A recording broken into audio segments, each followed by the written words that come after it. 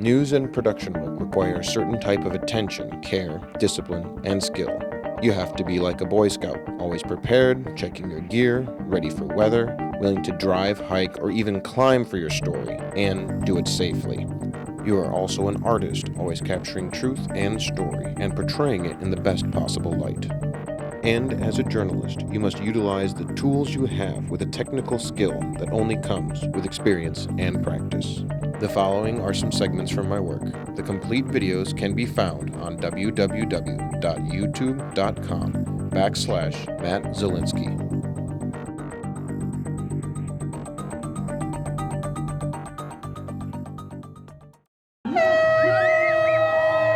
This event is a really fun event that's happened every single year at Sac State. I'm excited. I have jitters. I just don't want to pull a muscle. It's really going to exercise you, and it's really, really fun to do. Maybe ending up in our milk. We no longer have antibiotics that work for the diseases they were created for. And the victims are having to pay to fill up more often. Car dealerships started shutting down. This is a good example of just how much empty space on the Florin Road corridor that sat barren and boarded up will now be filled with employees and cars. Punching the send button on Twitter, Facebook, and email felt more like a punch in the face for Samantha Harris. Mainly, it was about like my appearance or my battle with my eating disorder. So they would write like, "You skinny, anorexic, be like, you're gross." We first met Samantha 2 years ago when she was a senior at Del Oro High School, launching an anti-bullying campaign. Now a sophomore at UCLA, the economics and psychology major says the college crowd has been equally cruel. It's just so hard to ignore those things. Now enter Heart Mob, a site that turns the table on aggressors with a click of a mouse. Here's how it works. If you receive a hateful message, all you have to do is log on to the website, and you have 3 options. You can develop a safety plan, which allows you to reach out to local police or the FBI. You can also document the harassment. There you can add evidence and report abuse, or you can receive support and talk to volunteers. I'd have to remember to screenshot it and then save it and print it out. But this makes it 10 times easier. But that ease could still bring trouble, according to bullying expert Robert Ferris. Trolls will be, pose as bystanders and use the platform to further their abuses. Heart Mob turned to crowdfunding to help launch the site by September. And Samantha says she's hopeful this platform will stop bullies in their tracks.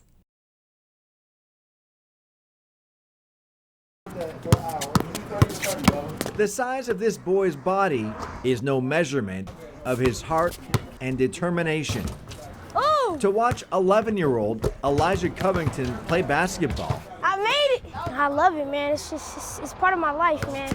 is to wonder just how bright is this kid's future. It's more like muscle memory, like if you move your feet a certain way. The expectations are giant now that he just beat a giant in a one-on-one game against 7-foot-tall King center DeMarcus Cousins.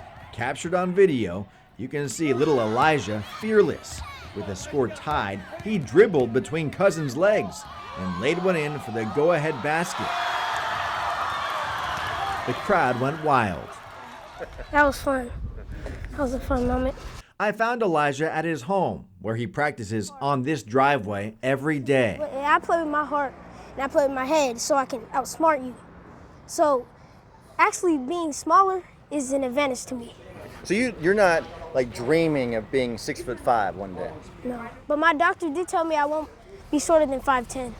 Well, that's good to know. That's good, yeah. No surprise, Elijah showed me a thing or two. And then if you're going forward, you push off your back leg so you can get momentum. Mom says he'd stay out practicing all night if he could. Elijah won't ever put the ball down. Papa is proud and thankful Cousins took the time to play his son. I've been trying to reach out to you, man, just to shake your hand and tell you thank you so much for what you've done to him in regards to giving him inspiration and encouragement. It was just a game between a boy and a star. I was playing against the #1 center in the league. It's left the boy stepping out of a shadow to shine bright.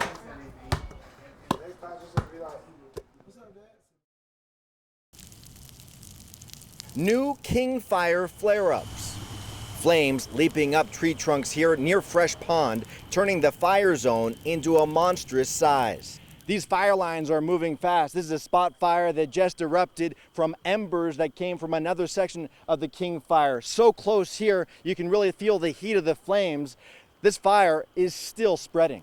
Firefighters started setting backfires to try and gain more control over this spot fire, trying to burn it back away from Highway 50. So this is the biggest concern right now, is these embers floating into other territories. Well, and of course with the wind blowing down canyon now, we've had the wind shift and it's taking everything down canyon. Shifting winds are pushing this wildfire in all directions and pulling people who live here out of their homes. We dodged a major issue. The heat from the flames is leading to a phenomenon firefighters here call ice caps. Strange, massive cloud formations, this one higher than one firefighter told me he's seen in his 30-year career. The impact that it could have is a lot of times they'll collapse, and what it does is it creates that wind down on the ground, and then you have embers flying everywhere, and a lot of times it can create its own weather, so you can have lightning. The fierce king fire, an unpredictable inferno.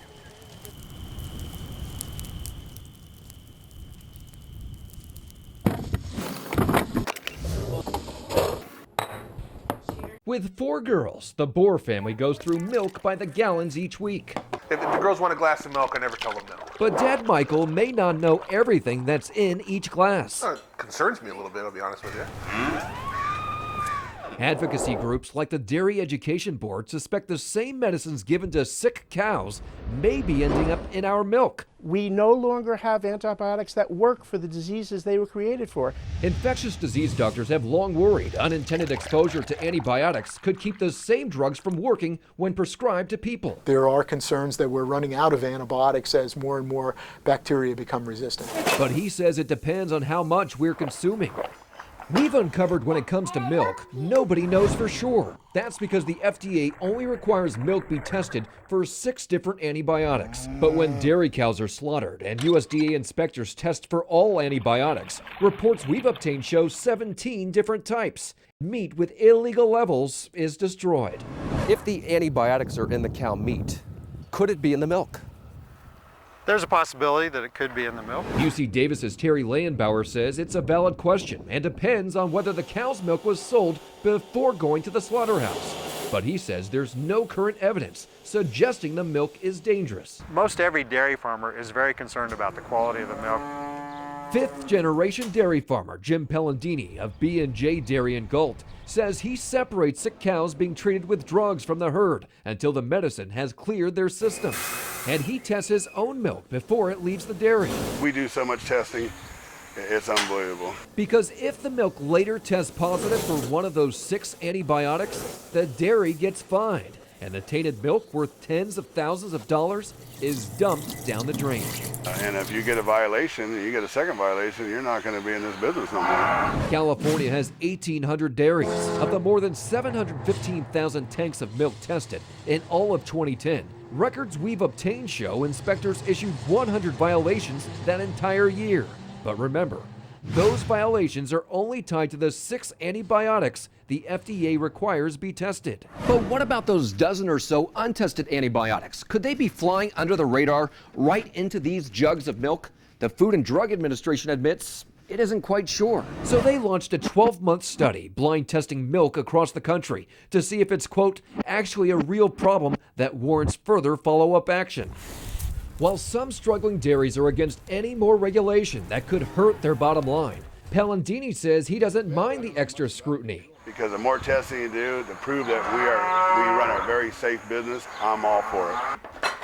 Until the FDA testing is done, this dad says he's cutting back on the milk he gives his family. I'd sure like to know what's happening and what's going on and make sure that my girls are okay.